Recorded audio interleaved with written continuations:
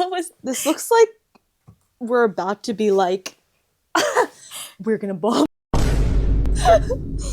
If you I'm don't. gonna fucking have to censor that because that's crazy. Oh yeah. No, like guys, we can't even afford to pay rent. What makes you think we're being able to do that? Hey. Hi. Do you want to like come closer? Yeah. It looks so weird. Like, what is this gap? Our p***s have been clenched with how much we want to rant about this movie. Well, it's not rant, actually. Just rant about the characters of this movie. We've been holding back. So today's topic is the drama. Everyone kind of spilled the beans online before it even came out. Yeah, which is like, can you guys stop being, what do you call it? Like party poopers? Stop exposing movie plots, guys. Like, let people watch that shit. What's up with that? What do you call that again? What's the word for that? spoiling. Spoilers. Stop being a spoiler. I feel like annoying, yo. it's just one of those things that is going to happen often. Like, I think I like the way that they rolled it out, that no one knew that it was going to take that turn, right? So if you don't know what the drama is about and you don't care about spoilers. Yeah, spoilers. It's going to be a spoiler heavy. Obviously, we're talking about the movie. We're going to spoil what it's about. But Oh, sorry, I was blocking my mic. this couple, they're getting married because of them talking to their friends or whatever. They kind of expose their secrets, right? Yeah. So essentially, they all expose like what the worst thing they've ever done is, and then a lot of drama ensues because of the answer that one of the main characters, Zendaya's character Emma, what she exposes, and that kind of creates a whole tidal wave of like fucking crazy judgments. And we need to kind of explain a bit more about what every single character did, kind of, because I think that it's important in terms of like the reactions that Zendaya gets. Zendaya, not us. Zendaya. Zendaya, we mean her character Emma. Yeah, her character Emma. Rob Pattinson, Charlie. He is. He's like her first boyfriend, first everything. Yeah, which I think it's kind of funny that the director decided to go with this age specifically to show that she's like a recluse or something like that, because with the new statistics of Gen Z, I'm like, Diva, that's kind of the average now. People are kind of maybe not recluses, but I think definitely more like, I don't know, I feel like people have been like stepping back a little bit more because life is just like really hard. Like when you're fighting for survival, that's not even on your mind, to be honest. It's not even the 5th thing, 10th thing. Yeah, sorry to say, when I was going through chemo, the last thing on my mind was dating. Dude, like honestly, not once. Like when I got with my partners, it was always really by chance. Not once have I ever actually like went out and looked for it or tried dating purposefully or any of that, because it just like was never. If you're trying to hustle for like your next meal or how to pay rent the next month, probably not even the next month because you're probably late on the month you're trying to pay for. It's like that's not even like I worked my ass off, still can't pay though. I knew my rent was late due about a week ago. I worked my ass off, still can't pay it though. Like that's not even the top, like the even like in your peripheral. And I feel like we're talking about this. Well, at least for like when I watched it, I was feeling like, wow, like this is really relevant. I don't know, like the feeling I got from it was very personal to, like, I felt like, oh wow, I can relate to this, but also like I feel like it just permeates culture. Do you know what I mean? It's like relate to what? Oh, just like feeling like, oh, the idea of like giving second chances, hoping for a second chance at life, or like the struggle between like good and bad, and like talking about morality and all this other stuff. I mean, like if you do art in any capacity, I feel like you are thinking about those things because art isn't separated from politics or like how the world is running. So it's like I feel like it was a very all-encompassing film in that regard. I thought it was like an interesting way to present the topic. Yeah, I think the first time I heard about the twist, right? So obviously the twist was spoiled to me way before. Like the first thing you saw about the movie was the twist. I mean, the first thing I saw was like the pictures that they took, and I was already like, okay, so there's gonna be something funky going on, obviously, because these photos are so normal, in quotations. Anyway, so I think the first thing that came out, obviously, was the twist. And what I thought about was, well, a Black woman deciding to do that is kind of unrealistic and dumb as shit. But I think the reason why, I understand why they did that, though, okay? Yeah. I think at first I was kind of like, it's just so dumb. And like, yeah, it is, because statistically speaking, it's always men. Like, there's literally was like only one woman, maybe. There's statistic was definitely is definitely male dominated. The statistic is crazy, because the thing is, it's always male dominated. It's always them making like a ruckus. But I think with this particular thing, I'm pretty sure there's was only one attempt by a woman. That's like that's how crazy the statistic is. It's like very much like 99% to like one or something like that. So I mean, don't quote us on that, but it's like I'm pretty sure. I'm pretty sure that you can say in the comments if it's like not the real statistic, whatever. Obviously, I'm not like actually naming figures that are. Yeah, but like, it's male. It's definitely. Yeah. I've seen something along those lines, and like we just know this by just seeing who's usually committing these things or whatever. Like just statistically speaking, and it's usually a white male, around 19 years old. Yeah. That's just what it is, okay? That was my first thought. I was like, that just sounds stupid as shit. But then I realized that the movie in general wasn't trying to address specifically the epidemic of the mass. Yeah, I think we have to block. Yeah, yeah, of mass. We're gonna say that. Yeah, I think that many people are probably going to be like, well, this isn't realistic, whatever, and like it's kind of weird to have this conversation. Which, you know what, I think that there's something to be said about that, obviously, because I think it's kind of like, well, we're having these conversations about like race and whatever, and we'll get to it because Zendaya is clearly like she's a mixed woman, right? And then there's also her friend Rachel, who's like friends with Charlie more so, right? Yeah, I think Charlie's best friend's wife. I think that's who and like her character is. Her husband is also a Black man, and there's like something about the way that they're kind of addressing what each one of them has done that like you have to kind of address the race thing at the table as well. But it's just like one of those things where I understand why some people might think that this is kind of making the movie a bit void, because it's like so far removed from reality in that regard that it's kind of hard to understand the dynamics outside of it.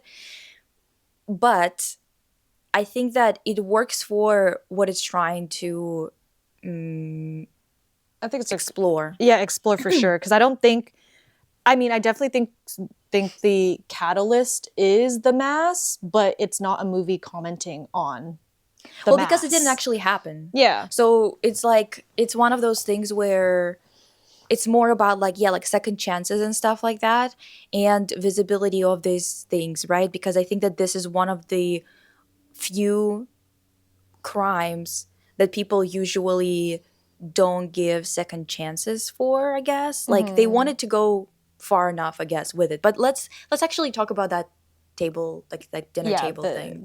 The dinner scene. Because it's important to talk about Rachel, and obviously a lot of people hated that character. Like people constantly talk about it, which is fair.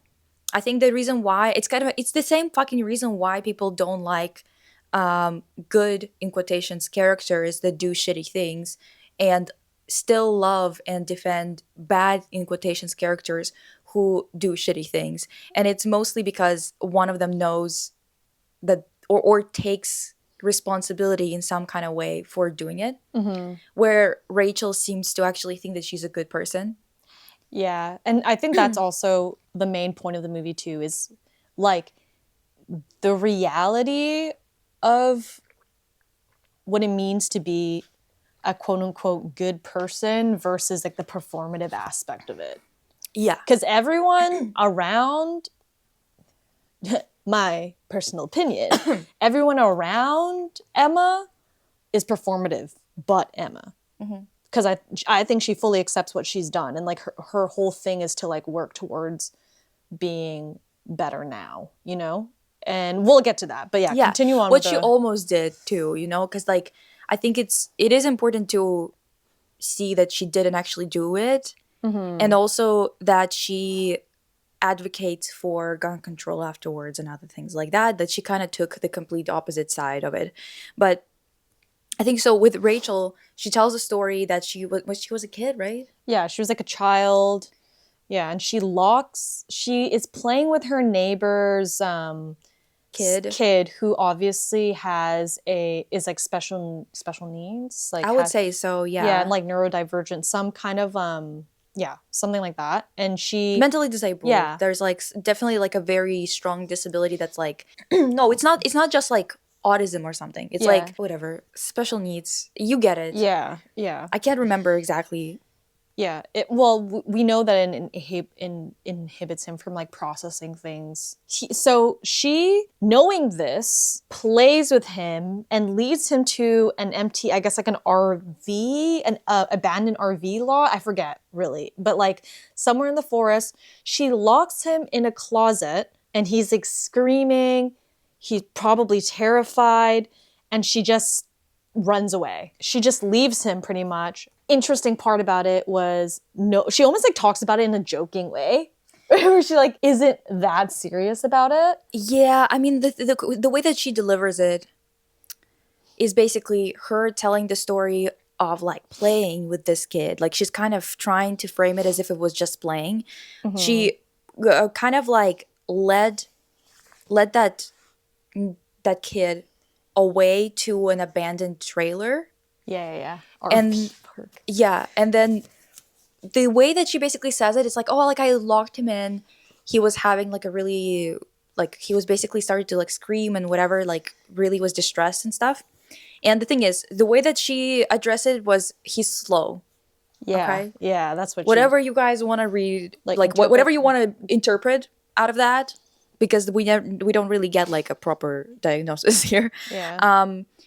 But yeah, so she just like locked him in the closet there and left. Okay. So as far as I understand, like she was probably like older than 5 years old. That's for sure. If they can play outside alone, if they had an opportunity to like just wander around together, she's probably like 8 or 9 or something. Like at least. Yeah. At least. I would say probably from 8 to 14, that would be like the prime time for this. Yeah. But prime time for playing outside. Yes. But basically she left him there, and then the way that it's framed is she tells the story and then she just moves on, right? And they go, wait, but like what happened to him though, right? Which is where kind of a lot of speculation comes from. And I mean, that's kind of what I think too, to be honest, is that she probably, like that child, I feel like maybe even died. Or was never found. Yeah.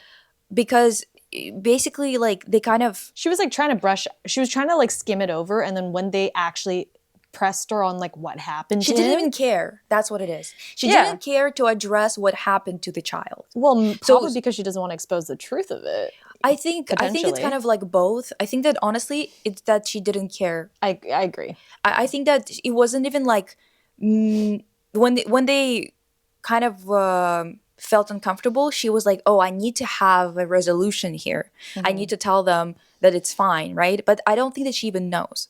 Yes. I think that's what happened, is that she doesn't know and whatever. And basically she was like, oh, like there was a search party and they went and they found him, whatever.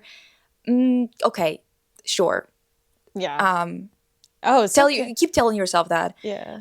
Because the thing is, she was like, oh, it never came back to me. That's what it is. She just left him there. She doesn't know. So it's kind of like 50-50. You know, this kid could have been found and it's all fine, but still she did this thing, right? Or this child just literally wasn't found and just died there. Yeah. We don't know, because that, regardless, to me, in this situation, out of all of them, like the way that they were like discussing this and whatnot, I think, yeah, the only one who actually took responsibility for what she's done is Emma, and she didn't even go through with the thing that she was planning on doing, right? Yeah. I mean, it's funny because obviously they went to Charlie after, and he was like, being like, I don't know. And then he briefly mentions how when he was 14, he like cyberbullied somebody to the point of like them moving away. And Rachel and Rachel's husband were like, well, you know what? You were 14. You're just 14, Your frontal lobe wasn't even developed, blah, blah, blah, blah, blah. And just completely swept that under the rug. Yeah. And then when it came to Emma's turn, it was a different story. And, you know, I understand to a certain extent because obviously, like, bullying one person versus, like, planning a fucking mass shooting, like, yeah, like, there's it's a difference. For sure. But at the same time, I think it's the fact that these are the people, again, these are not just like her acquaintances, right? These are supposed to be people, obviously, like they're not her friends, but he is her fiance, okay? This is someone who claims to know her, right? Yeah. So even if there's like this information that comes out about this person, I think that the least you owe them is kind of, and the least they owe you is an explanation of what happened and how it kind of, you know, like what resulted out of that and stuff like that. Because when she kind of explains herself, it turns out that when she met a bunch of kids and like there was basically another shooting and someone died and they started to talk about this stuff at school without it being like in her, basically in her life, just through the online sphere where it's kind of framed through, you know, fans of like shooters and whatever, because there is a whole online community who's like that, and it's usually kids. It's usually 12 to 13-year-olds, like genuinely that age range, and like they oftentimes some of them are also into like following serial killers or like writing letters to them. This is definitely like there's a definite link there that needs to be honestly studied. Like it does need to be studied, because I do think that that whole conversation of like Charlie thinking that this is cultural is very much true, because and I think it's also, you know what, it's not just cultural in terms of like America. I think it's kind of just so hyper focused here that it manifests in this type of way. But I think it's capitalism, honestly. It just creates this like 100%. This hyper aestheticized look at the world, this alienation from the things that we make, from the things that we do. And this is the thing. What kind of creeps me out about Rachel here, okay, is not the fact that she did that, but the fact that she didn't react when that kid started to cry. Because to me, if you did a thing, right? Because like the thing is, Emma didn't do that thing. Yeah. But as soon as she saw the result of somebody else doing it, her reaction was to fix her behavior and to completely change her opinion on everything and whatever. Well, like even in the movie, like when they were showing those flashbacks with Emma, she didn't necessarily, it wasn't like she necessarily realized what she did wrong, actually, when like one of the students got killed by mass shooting. She kind of, like there was a point of contention where Charlie was like, I don't, if I'm remembering this correctly, because I watched it not kind of a while ago, but he was like, oh, so like because another shooting happened is the reason you didn't do your shooting. And she was kind of like, yeah, kind of, but it was actually through like those anti-gun groups that she found the thing that she wanted, which is community. She just didn't have community. She didn't have people who supported her. And after she actually found that is when she started to change for real. But like it, like she actually, like even though it was like, it wasn't this like huge like a situation happened and it wasn't this huge moral change, it was like she put in the effort to learn and like to keep growing out of like, you know what I mean? Like that mentality, if that makes sense. Yeah, but I think honestly, whenever people talk about it this way, I don't know if because oftentimes people are like, well, especially because like usually this conversation is about men. They're oftentimes like, we're failing our guys, we're failing our boys. Like, what are we doing wrong that they're growing up like this and whatever? And I think that there's also something wrong with that, to be like, oh, they just needed community. Like, oh yeah, I don't think it necessarily translates to like all of these like guys that actually have done it. I think it was just in Zendaya's case, because that was literally in the movie. I'm not just like making a hypothesis, like that was set in the movie. Yeah. Like in Zendaya's case, I think that's actually what like she was looking for, was like just to be seen and like feel like people cared about her. And I feel like that makes it complex, obviously, because it's her character, but I don't think it translates to like the wider problem. Yeah, it's just like really interesting because technically, like that happened when she was 15. And she's 28 at the point of like that we kind of watching the movie, and it doesn't make any sense to me. Specifically, this thing of like the fact that she's not that close, like she still doesn't have community, which is like at this point, if this was the reason why you changed your behavior and whatever, wouldn't that mean that like you kind of would be forming those other connections? Yeah, that's at least true. on purpose. That is a good point. I kind of find that a little bit confusing. But maybe the thing is, this doesn't have to be like a real kind of reason as to why she changed or whatever the hell. Because again, this is just her analyzing herself. So who the fuck knows what actually changes people? I honestly don't know.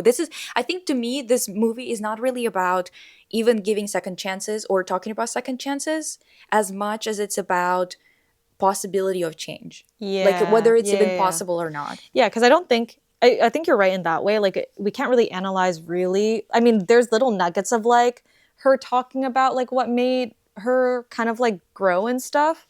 I think it's more just like that the possibility of change is possible. Because she like at the end of the day, like no matter what path she took, kind of acknowledged like what she had done, as in like what she was planning to do. Like she acknowledged it fully. Like, you know? Yeah. Yeah. Basically, what I wanted to say about Rachel is that what creeped me out is specifically the fact that when she's already done the thing, right? And not just the fact that she's not like acknowledging it as like a thing that she's done for real, kind of in the present, but the fact that she didn't react when that child started to cry. To me, this is what creeps me out about her, because I think that you can be, especially as a child or as someone who's like not developed yet, whomever is like under like 20, under 25 years old, whatever, like you're young. I think that you might not understand the result, like what it could result. Like understand what it could result into. Yeah, for sure. Yeah, but at the same time, you should be able to react immediately to that, because even animals, when you yelp, they understand that they have hurt you and stuff like that, and they like move away, for example, or they don't step on you anymore, whatever the hell it is, right? So this is like a very natural reaction for a human being, in my opinion, to have this like quick response time to this. And instead she just left him there. Yeah. That's what's kind of like what's so creepy to me. It's not the fact that she even locked him in there. It's the fact that when she locked him in there and she saw what happened and the result of her actions, it didn't do anything for her. Like mentally and physically, where I feel like Zendaya's character, I mean, she's like you were saying, she doesn't have real community, because I don't really think Rachel and them are her real friends, to be honest. But I still feel like that shit haunts her. Do you know what I mean? Like it like she's constantly thinking about it. I don't know why I get that from the character, but it's what I get. I think what creeped me out, because she does have empathy, but compared to the thing is with the DJ, it's shown through the DJ the most, I think. And also, I really find it really confusing. Did they not like the DJ's like work? No, right? No, she was. I think they were fine with the performance. I think they were fine with the DJ. I think they, in the movie, soon after, they didn't like that they were smoking heroin. They saw her, thought she was. We don't. It was her. I'm pretty sure. But no, it was her. It was her. She was smoking heroin. Yeah. And then that made Charlie want to fire her, but then Zendaya was kind of just like, you know, had empathy for her and was like, well, like we don't have to like just encapsulate her whole existence and her career and whatever just based on this one thing. It's because she has empathy, and you can see throughout the movie that she has empathy. What creeped me out about Rachel also is kind of like what you were saying, because what Zendaya was going to do, Zendaya, not Zendaya, queen, what Emma was going to do, by all means, I think if anyone heard that, it would be really shocking. Like, so I'm not, surprised by the reactions per se. Like, it is a shocking thing, But like,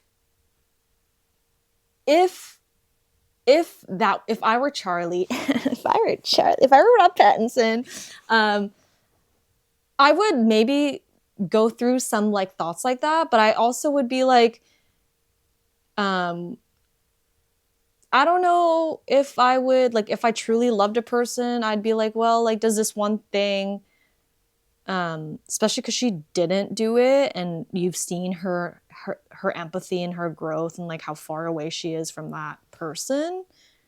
Like, I don't know if that one incident would make me hate this person for life or whatever. But for Rachel, it's like, even if she did do that and actually as a person had the same amount of empathy that I saw in Emma's character and wasn't such a, to be honest, she was an annoying ass motherfucker in that movie.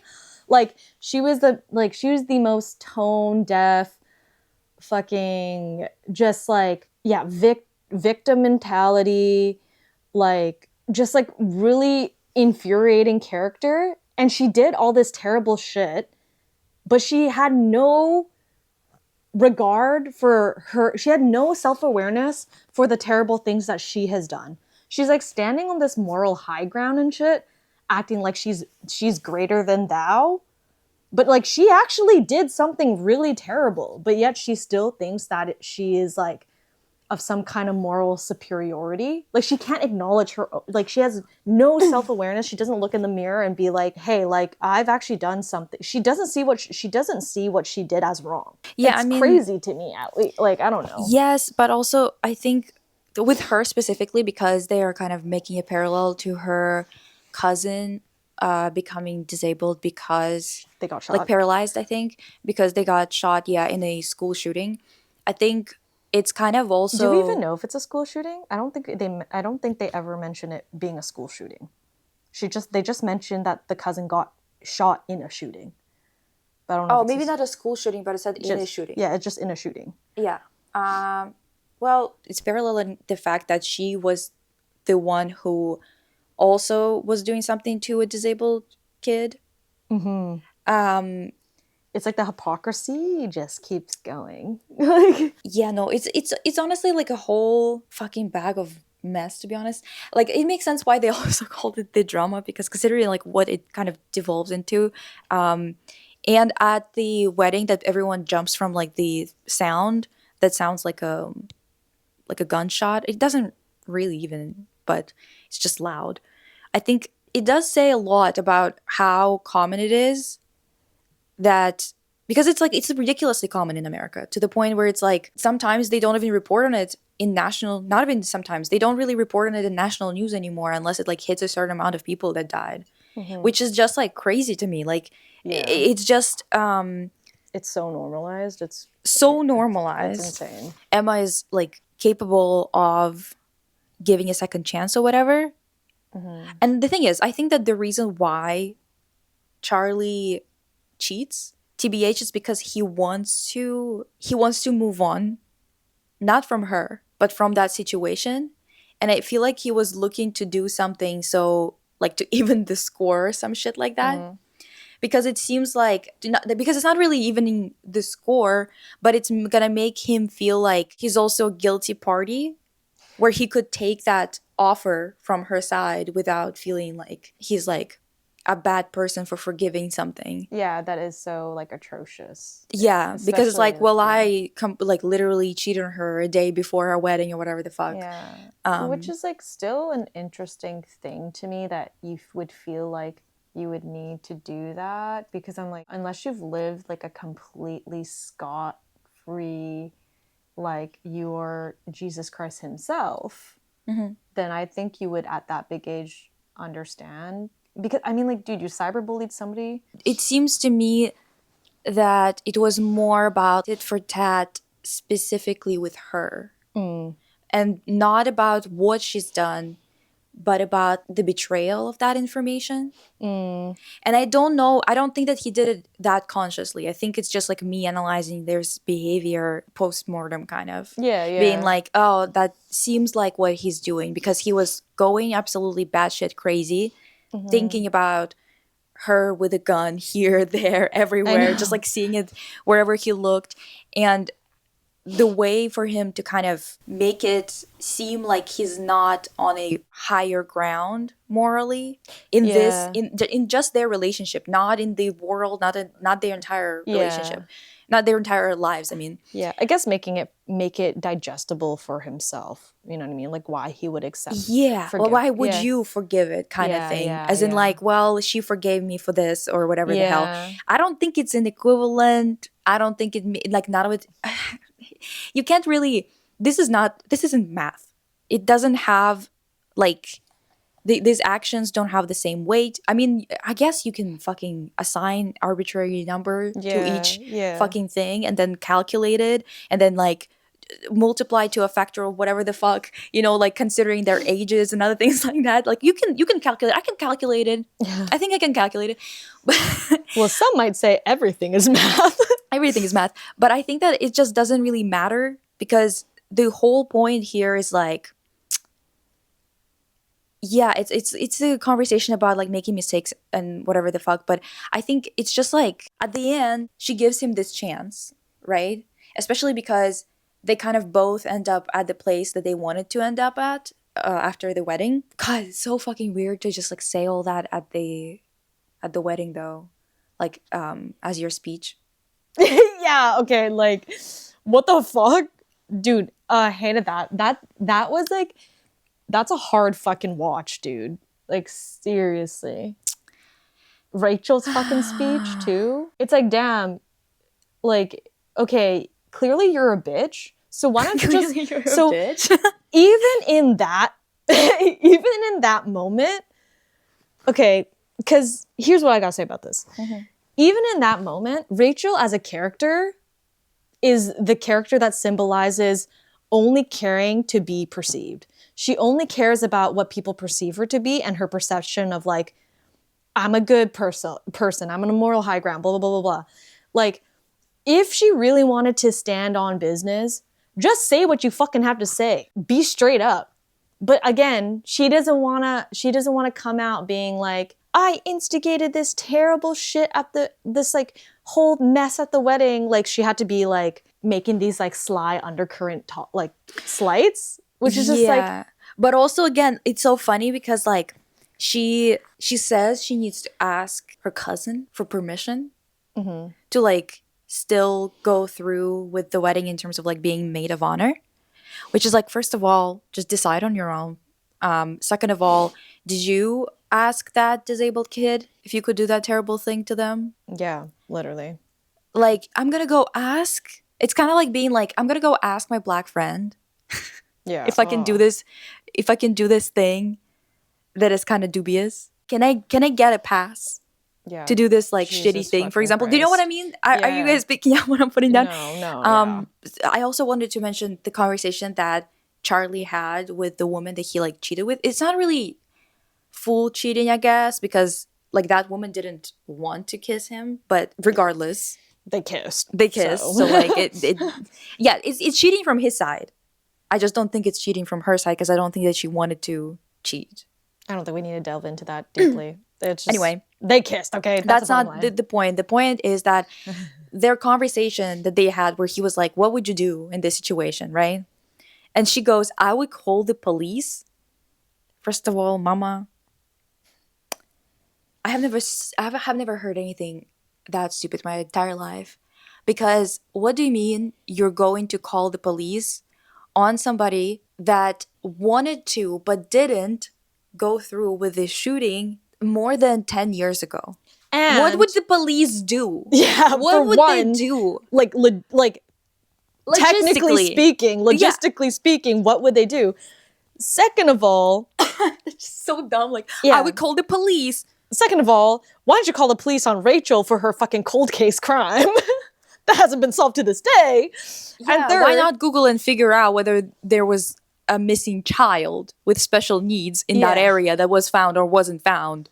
And third, can we, like, nobody, it's just, like, crazy to think that this one thing just destroys everything that these people know about Emma, like the how many 10 plus years of her life gone because of this one thing that they learn about her that she inevitably did do, and she acknowledges that she did, but like the rest of her growth or like her potential or whatever, all that it disappeared. Where it's like, at least you see the change. Fucking Rachel didn't change from that moment at all. Not even a little bit. Like, she is still the same person who locked that kid up for fun, for shits and giggles. Yeah. I mean, one thing that's kind of like showing that she doesn't see it as a good thing is the fact that she brought it up in this conversation as like the worst thing she's ever done. Yeah. But the way that she talked about it is like definitely not it. But also, I think it does kind of show the cultural difference too. The fact that the first thing that this Misha girl brought up was calling the police. I have never in my life, before I moved to North America, met people who would call the police on somebody, for example, for playing music during the day. Dude. And then I keep meeting weirdos like this here. It's like, for example, you can complain about it. You can go and talk to your neighbor and be like, can you turn it down? It's fucking annoying as balls, right? Mm-hmm. But you can't do it between the hours of like 9 a.m. and like 11 p.m. or whatever the fuck. You can't tell somebody or like call the police on them. And then here I keep on like meeting people who just like, they think that everyone is supposed to be dancing to their that's not a saying in English. Dancing to their own beat? No, that's that wrong. They're supposed to be basically following your schedule or doing what you seem like. Because America, the West, is a completely narcissistic, individualistic slave owner mentality. That's what it is. Dude, like, what do you expect from a country where they didn't kill the slave owners? Instead of they just like, we're gonna naturalize you. No, but even like, dude, it was not that long ago that if you were colored and were just walking on a sidewalk, you could be either racially like, I mean, it's still going on. Yeah, still going on. But like this was like part of the, like, this was legal. You know what I mean? Not even that long ago. Like, what do you expect? You know, like, it's actually fucked when you really think about it. I mean, to this day, whenever I like fucking realize how America was portraying us as like not free and whatever, when they still had fucking Jim Crow going on. Yeah, and they'll literally call like, you. Fuck you, actually. You ruined our country. Yeah, they literally. While you were literally lynching people. Like, go fuck yourself. Yeah. Holy shit. They'll call the cops on you for just fucking existing. Yeah. As a non-white person. And I'm like, what is that supposed to... Like, when she said that and he like threw the chair or whatever, I was like, yeah. At this point, maybe I would throw a chair too, because what the fuck do you mean? It makes no sense, and yet you're saying it like a goddamn idiot. Like, no discernment, no thinking, no logic whatsoever, no empathy, no understanding that you are not the fucking authority here. Like, why are you thinking that you're the authority of the entire universe and you're supposed to be telling people what to do and at what fucking hour? Yeah, seriously. It's funny because like a lot of people thought this was about cancel culture, which is like lol. And also just like I find it's just crazy because like this type of person really exists. It like really tracks. You know what? It also made me really think about another lore thing. It really made me think about how my childhood neighbors, because me and my childhood home was in a predominantly white neighborhood. It was kind of like the border between East and West. Like literally, if you walked from one block, that was considered East Van. If you walk a couple blocks up, it's West Van. Mm-hmm. So like my literal neighbor, my mom and my dad's neighbor of like 30 plus years called the cops on my brother because he saw my brother, my younger brother, who is like, he's like very tan, like dark skinned, whatever, walking in the backyard. And he called the cops on him. Like, dude, we've been living with you our whole life. Like, you were a neighbor since we were born. Why'd you call the cops on my brother? Like, dude, I'm not even surprised. People in the West in America will literally call the cops on you for just fucking existing as a non-white person. So, not even surprised at this point. I think we've called the cops only once back home when someone got shot in front of us. Yeah, fair. That's it. That was the only time. Yeah. Yeah, and that was mafia related. So it's like not even like it wasn't random shooting or something like that, but it's like it's just like so like I just can't understand this mentality. So many things will never fucking make sense to me. I swear to God, every day I try to fucking like understand this culture, and it just like makes no sense to me whatsoever. Yeah. I swear to God. But we need to also discuss, obviously, because it's impossible to have this discussion without covering the director. And I told you were looking at a completely different guy, dude. This is the director. I was looking for the direct because there's a book called The Drama. I was like looking at the author of the book. We need to find an article that talks about it in particular, but even on his wiki, it says at the age of 27, he wrote an article for the Norwegian magazine D2 where he described a relationship with a teenage girl. Oh, so he a pedo. Well, we need to see. Did I mean teenage, like 19? Which still would be bad, like, in my opinion, but not, like, illegal at least. I mean, I guess this movie does make you think about your own personal tolerances. You know, like, what is your moral line? And it's, I don't know, man. It's, like, really, it's pretty, like, it's complicated. Which I think, I mean... Let me see. I don't like any child diddlers. To me, they belong to the guillotine. Well, yes, but again, teenager in English can mean 19. Yeah. Which that's not child diddler. It's still bad, in my opinion, because I don't think you should be dating somebody who's that much younger than you are. Yeah. Even when you're in your 30s and 40s, it's fucking weird. Sorry. But I think that, again, there's different types of, like, tolerances for that. Yeah, yeah. But I think that, like, 5 years plus minus is okay. Everything else you have to think about. Yeah. And obviously it's not okay if it's 5 years and you are like an adult legally and they are not. No. Anyway, so a resurfaced Norwegian magazine essay by Kristoffer Borgli, now drawing attention on Reddit, is raising fresh questions about the filmmaker just as his profile in Hollywood continues to rise. Borgli, the director behind the upcoming feature, The Drama, starring Zendaya and Robert Pattinson, has been the subject of a viral thread on the platform where users have shared scans of a 2012 print article from D2, the weekend magazine of Dagens Nye. The fuck? Norway's leading financial daily. Okay? Financial daily. Why comparable would they to the Wall Street Journal. Okay. D2 is its glossy culture and lifestyle supplement known for long-form essays and profiles. The piece, written by him when he was 27, reflects on a recent relationship he had with a teenage girl. The scans, which are not widely available online, have begun to circulate and have been translated by users. The renewed attention comes as Borgli transitioned from cult indie filmmaker to a more mainstream presence. Yada yada, whatever. While the legal age of consent in Norway is 16, I don't like that.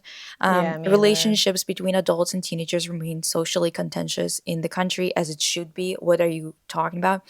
Attention Borgli grapples with in the essay. Below is the full translated text of the essay as shared and translated from the Norwegian, from original Norwegian. Wikipedia lists 266 films that deal with so-called May-December romances. Yeah. The term May-December is explained here as when the age difference between two people in a relationship is so large that it risks social disapproval. Also, that movie May-December, holy shit, that shit pissed me off. Yeah, but also May-December, that kid was like 12. Yeah, based on a true story. And she was like 36 or something, yeah, right? and his teacher. Yeah. So, like, saying May-December, that's telling me a lot, if that makes sense. Like, it's kind of... I think he's talking about it right here, though. The reason I know this is because I met a girl 10 years younger than me. 17. Whom I liked very much, a girl who wasn't old enough to vote, and I had to find something that could recalibrate my moral compass. You don't... Actually, no, maybe don't... What do I mean? I had to recalibrate it. Recalibrate it for... In what way, Diva? Anyway, the few friends I confided in about my situation responded that it was not within bounds. That confirmed that it was precisely a May-December romance. I woke up in the cramped little apartment I was temporarily renting after I moved out or was thrown out by my ex half a year earlier. Beside me lay a blonde girl, a high school student enjoying the sporadic holiday in May. I chose to see her that way to define her by her age, and I chose never to see her again. Oh, even better, he just slept with her. Mm. That makes it better, man. That makes it so much better. Anyway, but you can't choose what the heart wants. A post on Facebook, a text message, small digital exchanges in the days that followed. In my previous relationship, the age difference had been in the opposite direction. She had lived 7 more summers than me. That's still not the same. It's not 10 years, Diva, and you were not underage. Age then proved to be more of a problem than an attraction. Emotional dilemmas like these drive me to seek out films and books with similar and relevant themes, and suddenly all songs are about me. Bill Murray and Scarlett Johansson portray May December romance age 53 and 18 in Lost in Translation. Disgusting. Disgusting. In Ghost World, the age difference between Steve Buscemi and Thora Birch is significant, but it was revisiting Woody Allen's Manhattan that completely changed my attitude. What? The relationship there is presented as entirely open and romantic. If a film made in 1979, I don't give a shit about anything Woody Allen in which Woody Allen's 42-year-old character has a public relationship with a 17-year-old, is portrayed exclusively in a positive way and causes no controversy in its own time, then why shouldn't my relationship with a considerably smaller age difference in 2012 be within bounds? I chose to listen to Woody over my friends. You fucking idiot. Holy shit. Who listens to Woody ever about anything? I think we need to see because like I think it's interesting because obviously he's saying that this movie, the drama is really personal to him. So it's like, did he fucking change? Well, honestly. I was fascinated by her life. Unlike me, she was born and raised in Oslo in Grunerløkka, and must have been exposed early and clearly to literature, music, and film. When I was 16, I played PlayStation, drank homemade liquor at house parties, and made splatter films in the backyard. She played piano, drank kava at gallery openings, and wrote texts that were published by a press. I think my cultural insight, and therefore because I am who I am, my life insight was delayed by 10 years as a result of growing up in the countryside versus Oslo. No! Oh, why does all No, you're just a loser. Okay, why do all pedos sorry why do all pedos do this? This is just like a general thing. Pedos fictional pedos, real life pedos, why do they always try to like make the young child this like oh, she's so worldly, therefore she's like an adult? Yeah, and also like a temptress too. Yeah, they love to do that, like the way that Humbert was calling Lolita when her name is Dolores, because it just sounds like a coquettish kind of name. Yeah, because he's a fucking freak. Yeah. Anyway, in many ways, we were strangely quite equal. That means you need to pick up speed instead of being a little bitch. Goddamn. She never laughed at my Seinfeld references. Naturally, since she had never seen a single episode. But in turn, she could recommend books to me, such as Self-Portrait by Edward Levy. Just because you're like a fucking child inside does not mean that you are a child outside, or that you should even have... Oh my god, whatever. They just, honestly, men just like fucking allow anything to themselves, for themselves. Yeah, of course. Anyway, I could watch her as she read the ever new books she brought into my apartment. Her curiosity was admirable and contagious. I developed a bigger appetite for everything. Suddenly, we were together all the time, long days in my apartment, eggs and bacon with Woody Allen films for breakfast. She was also a fan. God, why? If I had two bullets and I was in a room with Woody Allen and Osama bin Laden, I'd shoot Woody Allen twice. Anyway, long walks with her parents' dog and even her parents, parents are always complicit, eh? And late midweek evenings at restaurants and bars where they didn't check ID. Oh, we began spending entire days in their large apartment. We drank her parents' wine. We read her parents' books. Some days we didn't go outside because it was dark, and only then did we get dressed. Sometimes we could sit at the large kitchen table from breakfast until dinner without moving, just talking and laughing. She played completely unfamiliar music that I often liked on first listen, and my favorite films became her favorite films. She told me what clothes I should and shouldn't wear, crew neck, not V-neck. We shared a fascination with Fleetwood Mac. Lol. Ew. Okay, this, like, dude, why do you think you guys are some fucking weird ass indie couple? Like, honestly, what do you think this is? It's giving me the fucking indie sleaze, fucking motherfuckers. Oh my god. And we both had a childish attachment to peanuts. That summer, well, for her, it's kind of okay, I think. Yeah, because she's a child. She's still a child. She's a child. Yeah, Sir. diva. Fuck. Okay, whatever. That summer, I didn't travel for the first time as long as I can remember, but the time we spent together that summer in her parents' apartment was nonetheless the best and most exotic summer I've ever had. Her parents came home unexpectedly early from vacation, and I had to climb out the window. The summer ended, and our week-long weekends became ordinary weekends. She was May, I was December. Okay. Doesn't look, honestly, this article just sounds like him justifying the relationship, being like, oh my god, it was so poetic actually, because unless this isn't the full article, comment below if you know if he's ever like addressed this further. Because see, he's giving Rachel right now. At least to me. This is where my moral tolerance is drawn. Respectfully. You know what I don't understand? People who are 27, for example, right?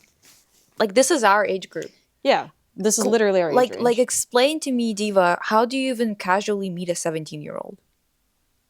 I don't remember the last time I've met somebody that age. Genuinely. Like, yeah, sure. There was like this boy that came up to me he said he was 18.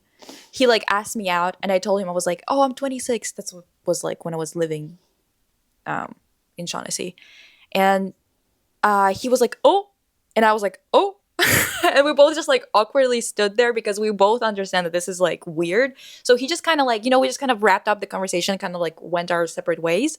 But that was I think this is the youngest person I've met in like fucking ages. I don't think I've casually bumped into a literal teenager at any point for the last like 10 years. 10 years since I was probably like a teenager. Yeah. Like the only Diva, the last time I've met that many teenagers, or not even that many teenagers, but like genuinely met teenagers in the same spaces as me was 10 years ago when I was a teenager. Yeah. The only time I've ever interacted with a teenager at my fucking grown age is when I tell them to shut the fuck up on the bus for being disrespectful to like older people. That's the only time. Yeah. I mean, it's just kind of like... Oh. See, like that shit is like you're seeking that shit out. See, now, okay, question. If he so this happened, he made the movie and he talks about how he did this in his past, and that he's like actively like learning from it and is trying to be like, like acknowledges how wrong it is and all yada yada yada. Like if he did the work that Emma did, what would you think about him now?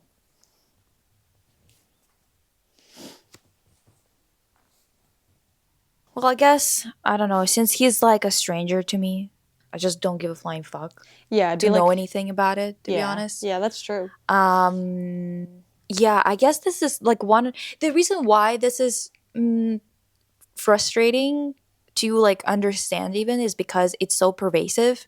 This isn't like, it's pervasive, but it also requires a lot of effort to do. Yeah. And I think it's like... And because he was a full-grown adult. 27, you're full-grown. And also, like, the damage that causes, like, is, like, to a child is... Like, you can change and be a good person, like, or, like, never do it again in your life. But, like, what that does to a child, their whole life, like after realizing it and growing up and realizing you were like groomed and like all this other stuff is so detrimental too. It's like, yeah, but I like honestly, since I have never been in a situation like with this huge of an age gap, I always there was like an age gap in terms of like who was pursuing me when I was like 14, for example. It was always like 18 to 20-year-olds. It was horrible. But I never actually dated somebody who was that much older than me, and it was on purpose. Like when I was 14, like I had a lot of adults around me who would normalize this genuinely. Yeah, same. They would be like, it's fine. Like, it's obviously like a guy is older than you and whatever. And it's like, what the fuck? And I, thankfully, because of how busy I was with just like moving and not speaking the language, trying to catch up with the language, and then having to get like good enough grades to get into university, other things like that. Just because I was so fucking busy to give a fuck about what's going on and like to even hypothetically have any time to be talking to men, guys, anyone. I think it kind of saved me from this type of bullshit becoming like real. Because I had like, I'm telling you, like when I was outside of high school once, this guy came up to me. He was at least 30 something. And he literally took my phone number, and I panicked and gave him the actual number because I don't know, I just panicked. Yeah. But then it kind of saved me because he called me immediately because he was like, let me just check that you gave me the right number. Yeah. Can you imagine? Do I remember? 16, standing outside of my high school. It's just high schoolers there. That's disgusting. He came up to me and then I stopped. Like, I didn't respond to him, obviously, when he was like texting me and stuff like that. And then he started to make jokes like, oh, like, we're getting a divorce. You can keep the cat and whatever. And I was like, what the fuck is going on? About? I've had like, not too long. No, actually, this is quite a long time ago. Me forgetting that I'm fucking 30. When I was like, not even 20, maybe 20. When I was 20, I was like out with my cousin. It was the summertime and we were like looking cute, whatever. It was just me and her like having like a girls' night. And we were just like smoking cigarettes, like, and just like outside. And I'm not even kidding you. These like maybe like late 60s, 70s grandpas went up to me and my cousin and was trying to take us home. I was like, boy, the only thing you need to take home is you and your cane. Okay? Fuck, honestly. Like, what are you talking about? Like, the audacity. How long ago was that? 10 years ago? Just when I was like 20. Jesus Christ. She looks fucking 12 now. Yeah. And can you imagine what I looked like when I was 20, dude? And I was I was literally like, ew, no. And then another time, this was the most like, when I was finally legal to drink, so 19 in Canada, I remember going to Cactus, because my friend at the time worked there, and so we like went there to get drinks. We were sitting beside. It was 3 of us, okay, 3 small girls. We were young, and we were like sitting in this table, and it was beside this table of literally like 20 guys who were like 20 guys. It was like a long table of like 20 guys with their merces and their fucking like. Oh, that's a battalion at this point. That's not a group of men. Well, we were. Let's just that's say scary situation. We were in Richmond, so I'm like, oh no. Yeah. But they were like definitely in their late 30s, maybe even some of them pushing 40 or in their 40s already. And I could hear them, and they were purposely talking loud, obviously, talking about us and being like, I heard like, oh yeah, they're like, just do it, dude. Like, age is nothing but a number. Ew. And I was like, we're leaving. I'm like, I'm leaving. Like, let's go. And one of the guys stopped me, like put himself between me and the door and gave me, and this is the funniest part that made me fucking LOL. He's like, oh, my friend wanted me to give you this. Your friend? And his friend was like looking through the glass. He was outside. And it was like his phone number on a piece of paper. First of all, I'm like, what are you guys, like 13? You need your friend to give me, 1, to give me your number. 2, the audacity for you to even fucking get like, guys, I look really young. So just remember that. And they were like, age is nothing but a number. That's disgusting. See, that's where my tolerance lies. Nah, I don't like this. Holy fuck. I don't like this gap relationship thing is not for me. Like, that's disgusting. Remember I told you guys, I think I told this story, but when I finished chemo, I started working for this guy, like, who wanted to open a jewelry store, I guess. And, like, he literally was talking to me and this girl, and, like, I was, 25 maybe? And the girl that I was working with was 22. So it was, like, us two in the office most of the time.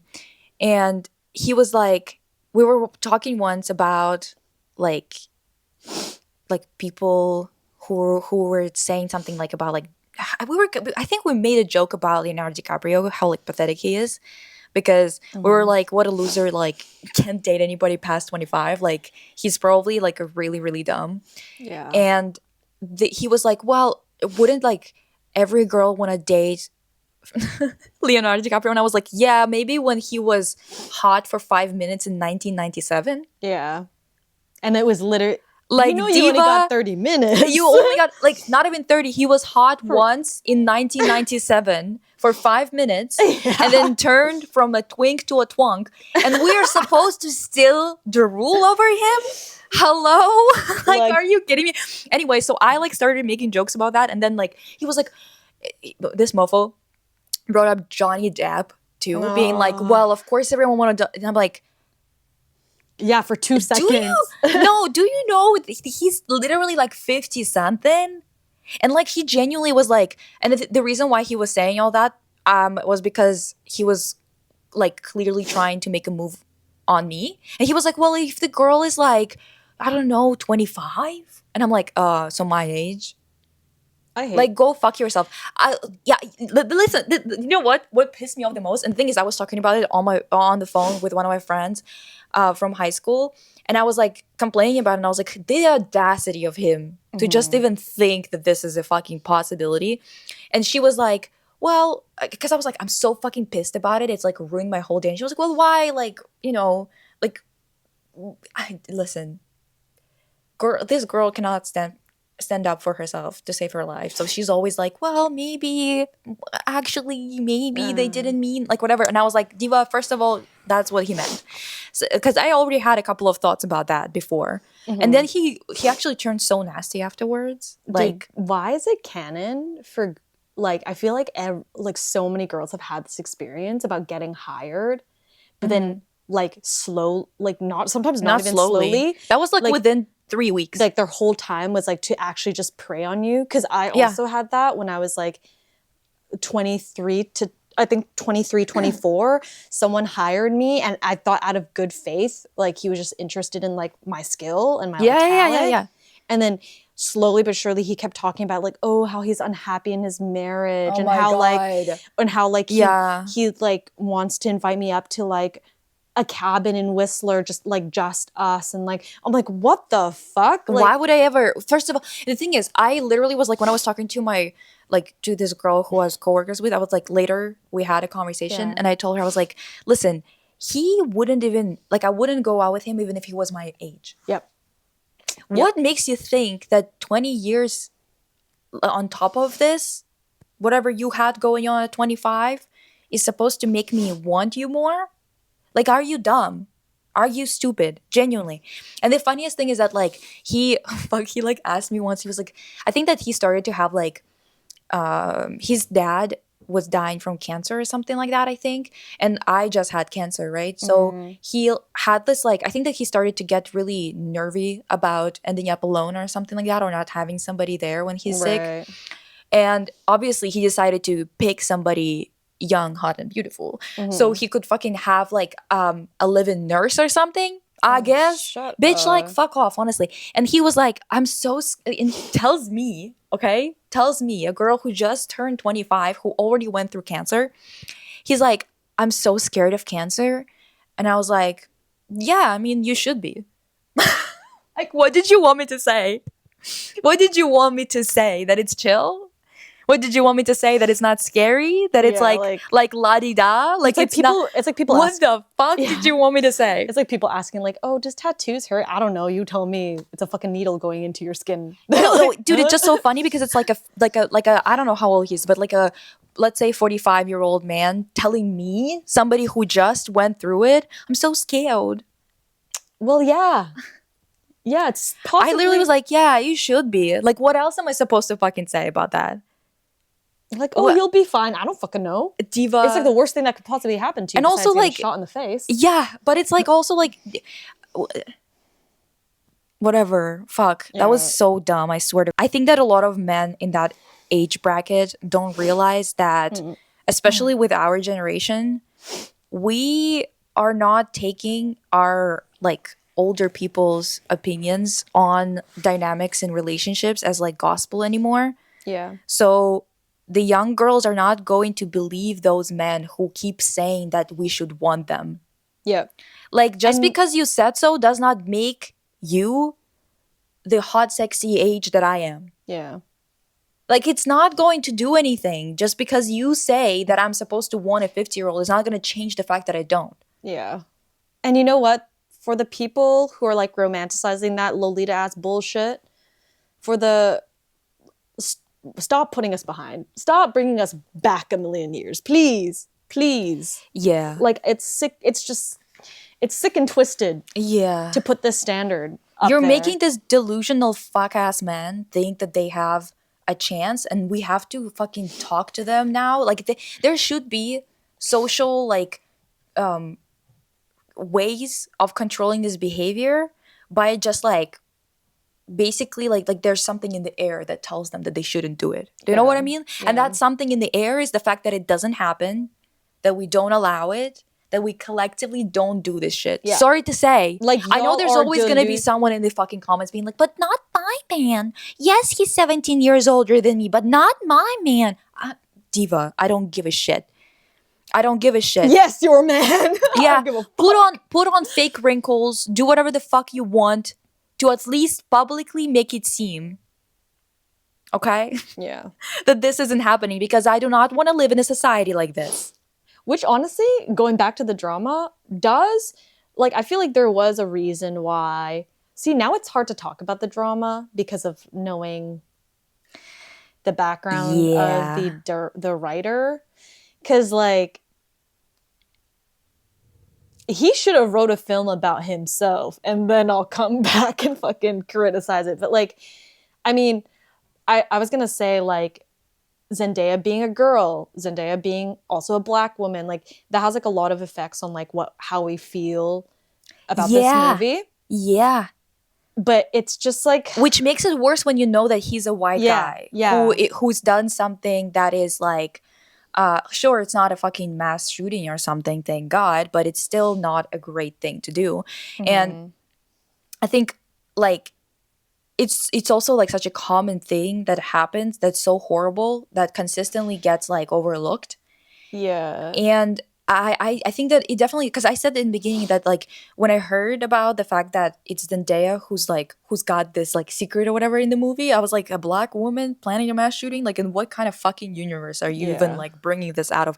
But then I thought, okay, for the sake of the movie, it doesn't work to change it to a white guy or whatever, because we are just so tired of them to the point where there wouldn't be any nuance anymore, at least from the perspective of the artsy people. Yeah. Mayhaps those mofos that constantly give excuses.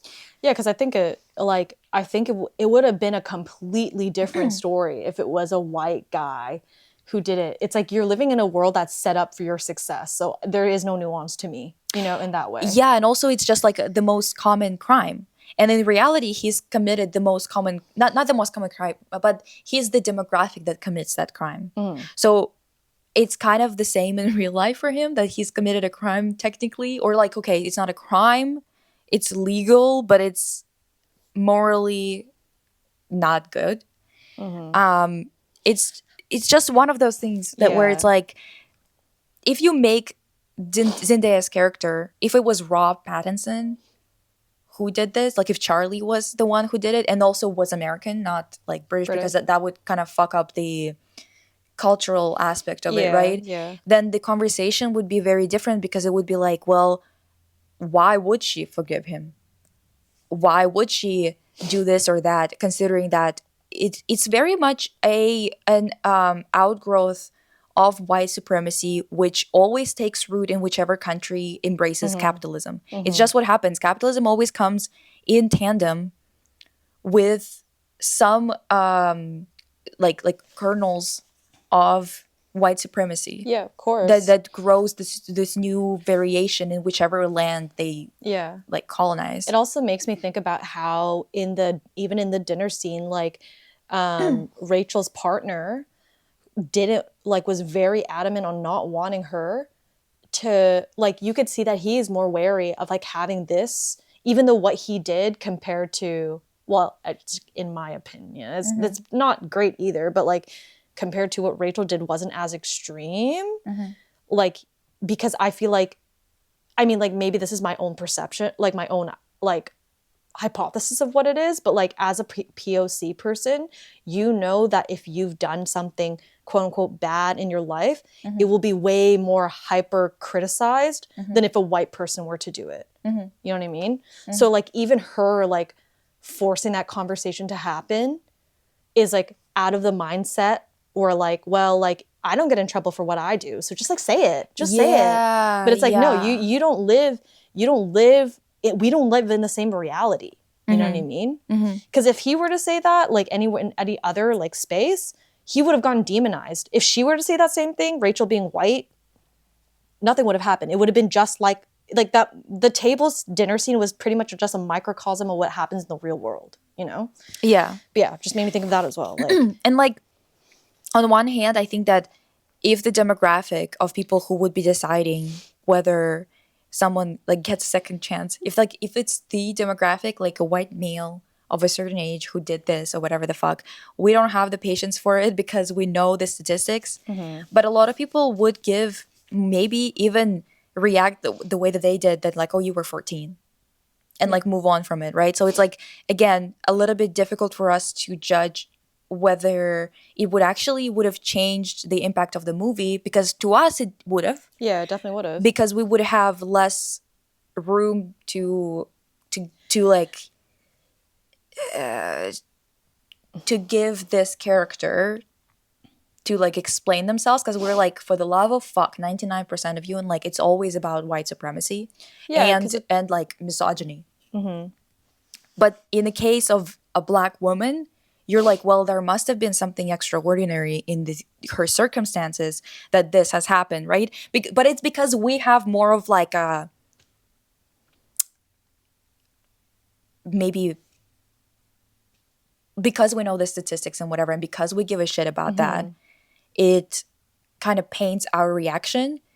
But if someone who's not from the progressive side, let's say that way, watched that movie, they might have actually given her less grace. Yeah, 100%. And but the thing is, like, we're kind of like, the way that we were analyzing this movie this entire time is definitely from a perspective of like, well, if it was Charlie who did it, we wouldn't have like had as much nuance allowed in the conversation than with Emma.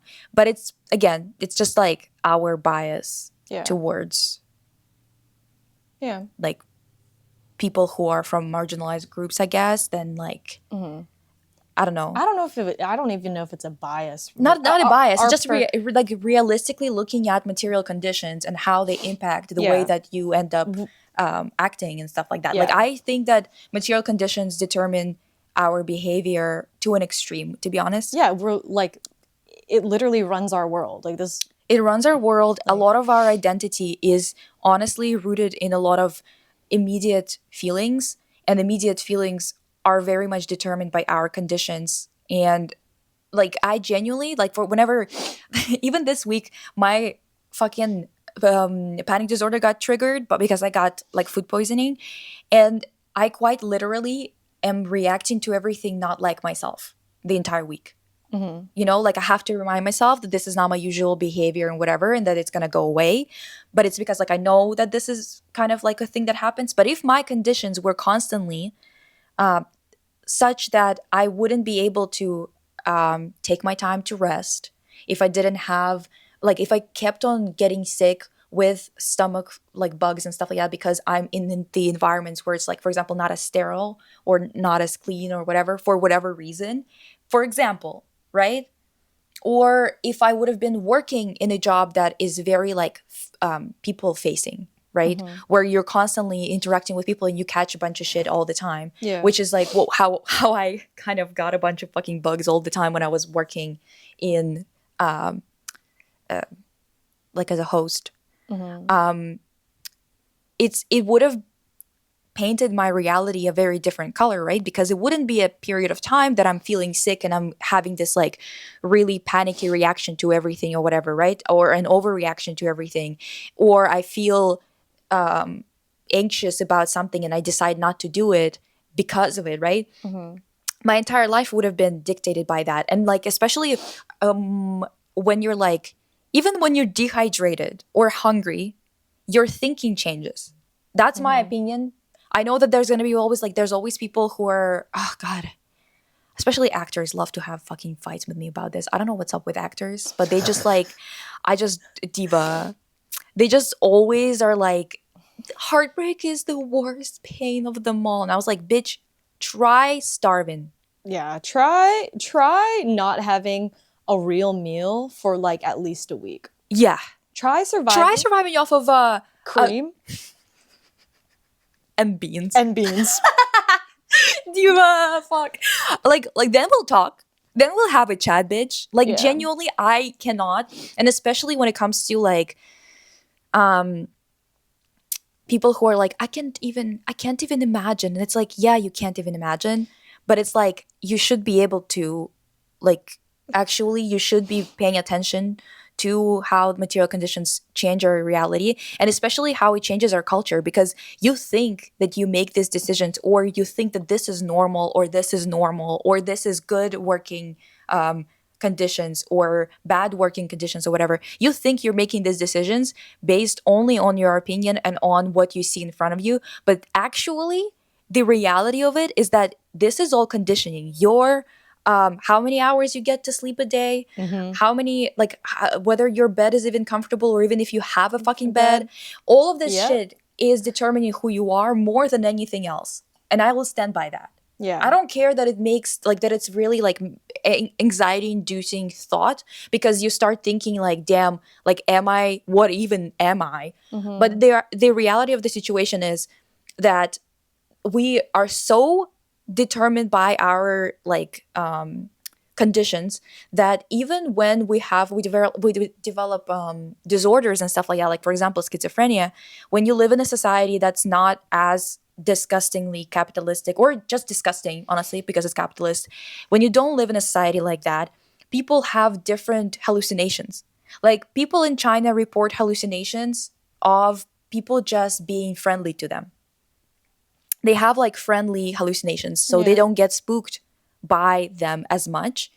They have an easier time coping because the voices in their head, or the apparitions that they see and other things like that, like the sensory overload that happens, it's not negative. Here, schizophrenic people consistently hear negative things. The voices in their heads are usually berating them and stuff like that, and it's all conditioning. It's all our culture.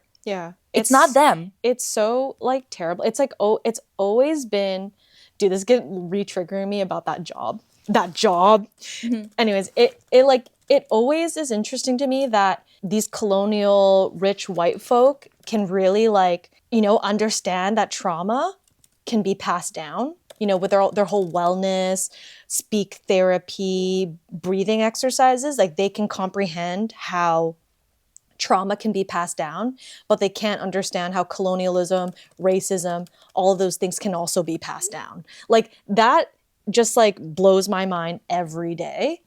It's like if you like, oh, like I can't even, it's gonna start making me think about that fucking job.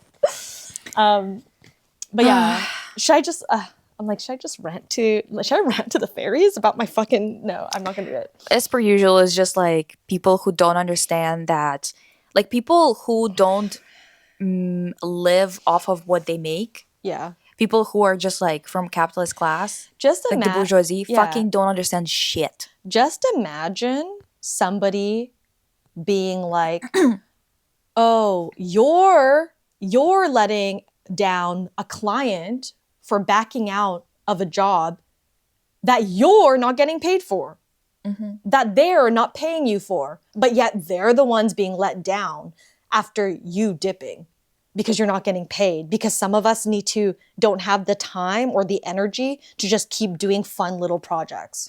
Yeah, they keep on acting like there's so many people who consistently act like photo shoots and whatever, just like entertainment for them, but they don't want to even pay for that entertainment. Dude, like you pay for the entertainment when you go to like an escape room, for example, or when you go to watch a movie, yet they want to have this like photo shoots for themselves, for just their entertainment, and they want to have everybody do it for free, like all the professionals. Yeah, and it's actually crazy to me because like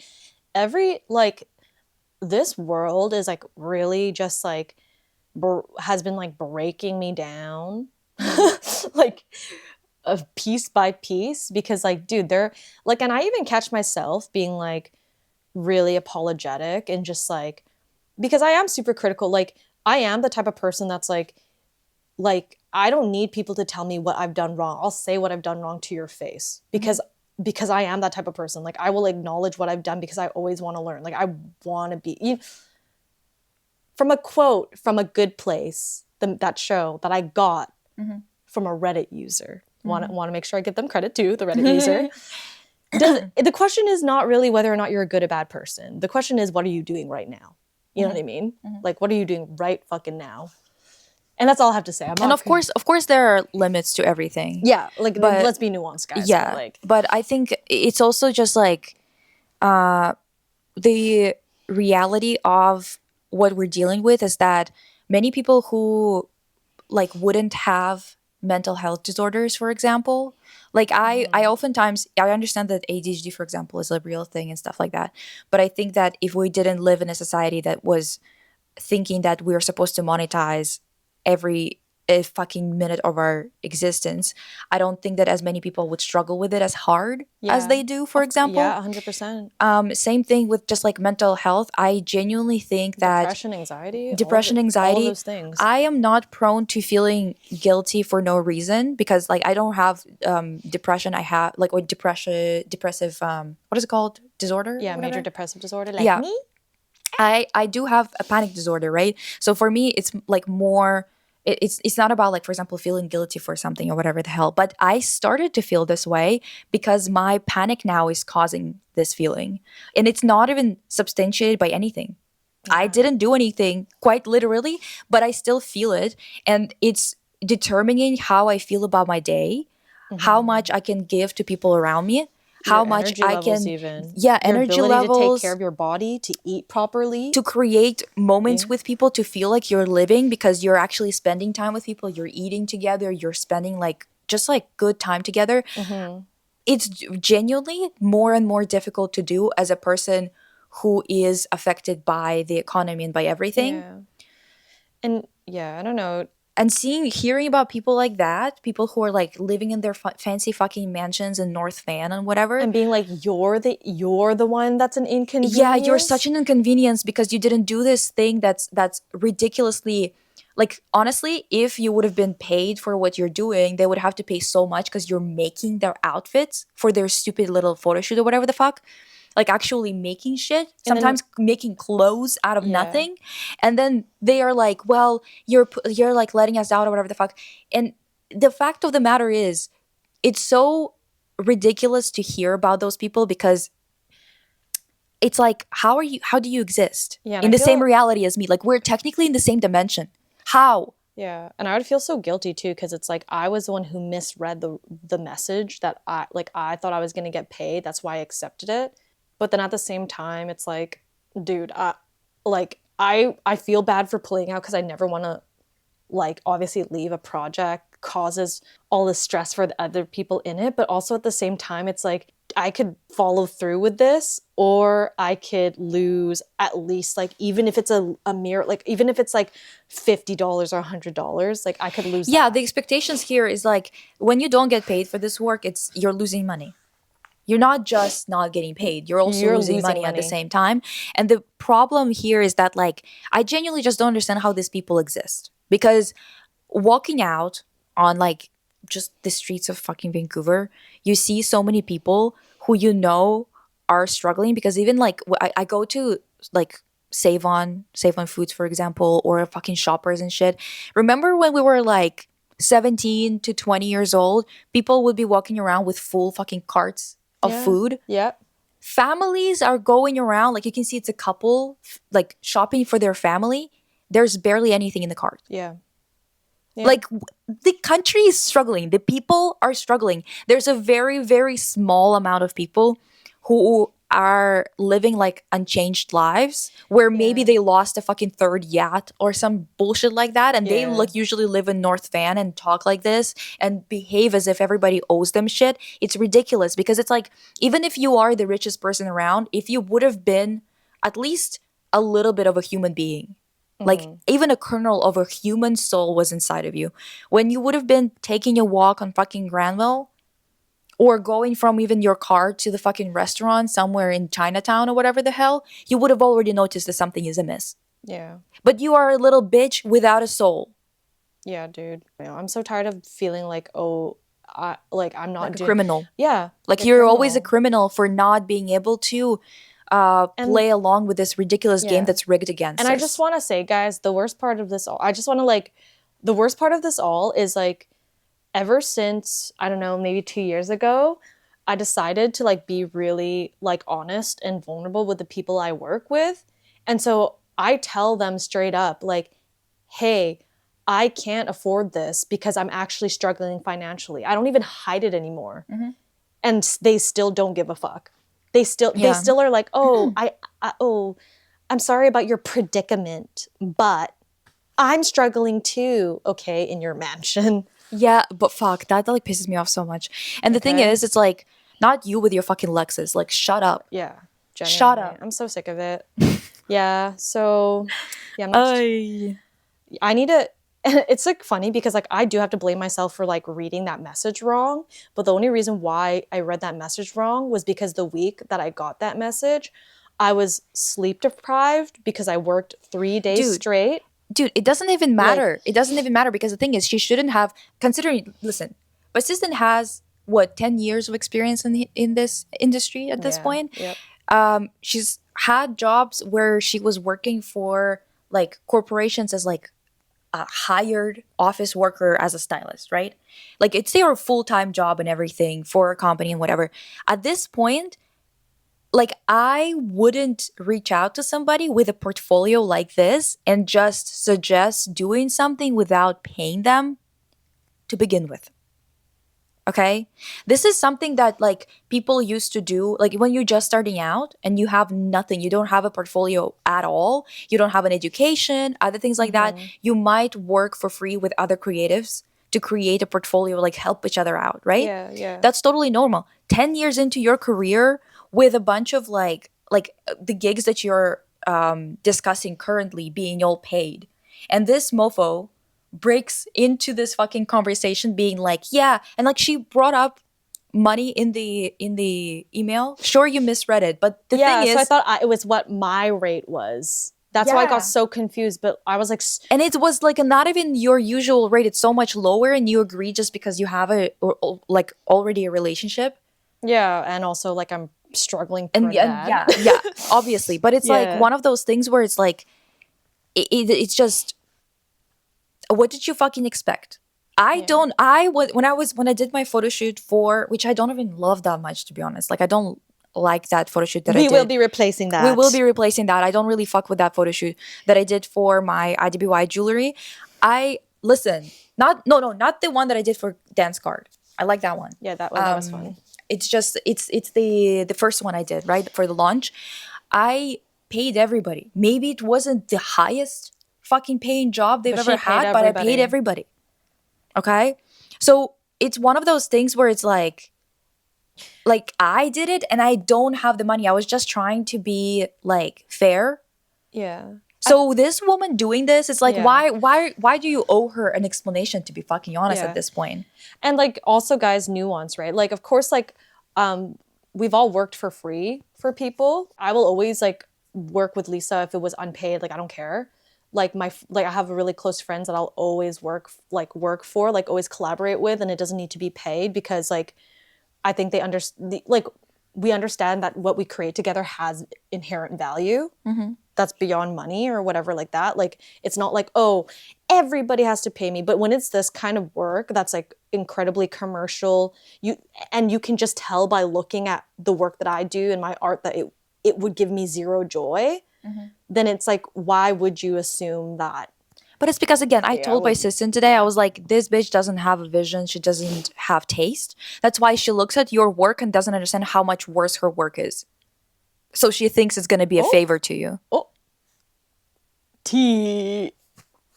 But yeah. Sorry?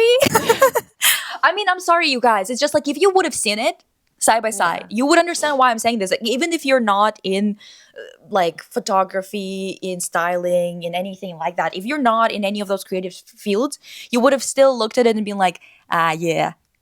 But that bitch doesn't even understand that. Yeah, which is why I'm trying to transition out, because I want to be in art, because I realize this is not what I want to do. Like, I don't know what I want to do. I think honestly, I just want to I want to do something useful.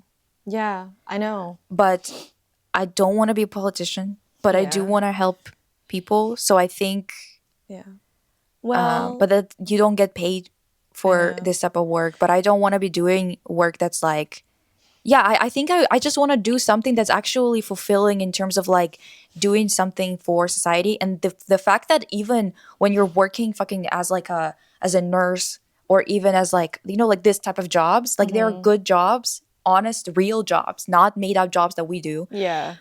But they're also at the same time still within this system that exploits them and exploits the people who need help and fucking fucks us all in the ass. I swear to God, I can't do it anymore. Yeah. We need change. We need it now. Yeah. And honestly, I'd much rather go down with that, doing something for that. It starts here, dude. Than I would ever want to be an artist or something. Like, what the fuck is art in a world like this? Yeah. What is it about? What is it for? Who is it for? Yeah. That is so fucking true, honestly. Like, it really is. Because, like, I can, like, sometimes I go tweaker mode and, like, start just, it's not even ranting, just making, like, really long paragraph analysis and shit that I just post everywhere. I'm like, fuck it, who cares who reads? But it's actually, like, true. Like, why do I care about, like, what is the point of even creating in a world that will never, like, give a shit about that? Not creating, but like what you have to say about the world. You know, the critique of the world. Like, you know what I mean? Like, yeah, but it's also like, I think, you know what? For me, it's like, what is the point of trying to build a career as an artist, for example? Yeah. In a world where I can't have a meal with my friends and my family without sitting there and being like, oh, half of you, I can't even help right now with your medical bills, so you're slowly dying. But we're supposed to just ignore it and sit here smiling and nodding like it's okay. Or even worse, like, I don't know if we can afford to even get a meal. Like, fuck, you know?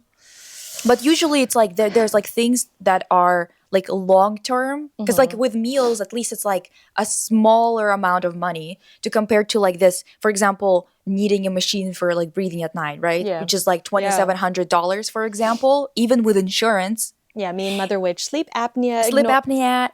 Both don't have machines. And you're like, oh, so you can literally pass away in your sleep at any point because I can't fucking afford to buy this stupid ass machine for you. And I'm just supposed to ignore this, just like sit here la-di-da and like not feel like a piece of shit for it. Even though I didn't do shit. Even though I did what I was supposed to do. Even though I was working my entire life. Yet still we're in this fucking situation. Yeah. Yeah, I mean, ever since I did that lower drop by my dad not being paralyzed, like, it's been actually making me anxious and thinking about that more too. It's like, who's taking care of him? He doesn't have any other family here besides my immediate family and then his like 2 cousins who I'm like, I don't really know what the fuck they're doing here in Canada. Like, oh, if I wish I could go see him and then maybe I could like go like stay with him or something, but it's like, how can I do that? I don't have fucking money, blah, blah, blah. It goes like all like, dude, literally, you know, like at this point I don't have any career ambitions. Yeah. I don't have any fucking ambitions of like ownership or something like that. I want to live as a person. Yeah. I just want human dignity. Yeah. For me and my loved ones. Yeah. I just want to have a community of people I can rely on if I like come undone for whatever reason. And I want a community that needs me, that I can help. Yeah. That I feel useful as well back. Yeah. This is it. This is my goal nowadays. I don't want anything else. And this is why I'm like so pissed off, and like I don't know what to do in terms of like where to live, where to actually like set my roots, because it just seems stupid I don't know. Even I don't know about where to pick, because it's gotten so fucked everywhere that I don't know where to pick, where my like loved ones would be the safest. Yeah. And where we would have the like best chance of kind of doing whatever. It's like we don't have any other choice but to like be going through it. Yeah. There's no like roundabout way of this. And to be honest, I'm just tired of pretending like I give a shit about a career when I just want to spend time with people I love. I don't see anybody. I work 24/7, and what for? Yeah, genuinely. I think about that all the fucking time, dude. I mean, we always talk, like, why does everything always end with this fucking shit? Fuck, I don't know, Diva. I literally spent one summer, for like 2 or 3 years before I got cancer. I was working like whenever I was in school full time. I was also working almost 30 hours at a cafe. When it was summertime, I was working at a cafe and in the fucking what is it, winters or whatever the fuck, and literally in sweatshop conditions. Yeah, same. And 60 hours a week I was working. And what for? Literally. To get cancer? So some fucker like Elon Musk can have another fucking $1 billion? Genuinely. I'd rather go into training into how to... Girlfriend, stop! Get back in the car! And now... yeah, and the craziest part is that they're making you feel like guilty for that. And they make you feel like a criminal for saying that you don't want them to send money to blow up children. It's just like... Fuck them. Fuck them. Yeah, fuck them all. Dude, I was on a job, and then one of my coworkers was like, she's like, I'm so depressed, I have anxiety. I'm like, oh, dude, like, what's wrong? She's like, oh, taxes are crazy, like, blah, blah, blah, blah, blah. I was like, oh, yeah. It do be kind of crazy. And then she, like, posted this, or, like, she was, like, putting out a PSA. She's like, freelancers. She's like, I'm so depressed. I'm so anxious. Freelancers, all I gotta say, do your taxes correctly, hire an accountant, like, collect all your receipts. Like, but I'm like, at that point, fuck that shit. We're long past that. Like, that will not solve anything for you to do your taxes correctly. Like, y'all, we need to wake up. Stop feeling guilty for this shit. No, it's like, so funny because I literally was like talking, you know what? Someone was posting about this shit being like, we need to tax the rich. And I was like, Jerry, we're way past that. We're way past that. Are you kidding me? This is not a conversation about what the rich should do. This is a conversation of how we should get rid of them. Yeah. This is not even a conversation of whether they should exist. Dude, we're not debating that anymore. We are not fucking debating that anymore. Sorry to say. What we're doing is we're debating how we're gonna get rid of them. Yeah. Okay. I can get on board with that. Yeah. That's what we should be thinking about right now. That we can do democratically. Fine, bitch. Oh my God, aren't you scared? Aren't you scared? I'm like, girl, at this point, what's the worst literally the worst that can happen is they put me in jail. Lock me up, baby. 3 free meals and 1 hour outdoor time. That's better than what I'm doing right now. Like, fuck off, dude. Like, we're so beyond living in such close proximity for organizing. Yeah. Like, you guys. Who said that?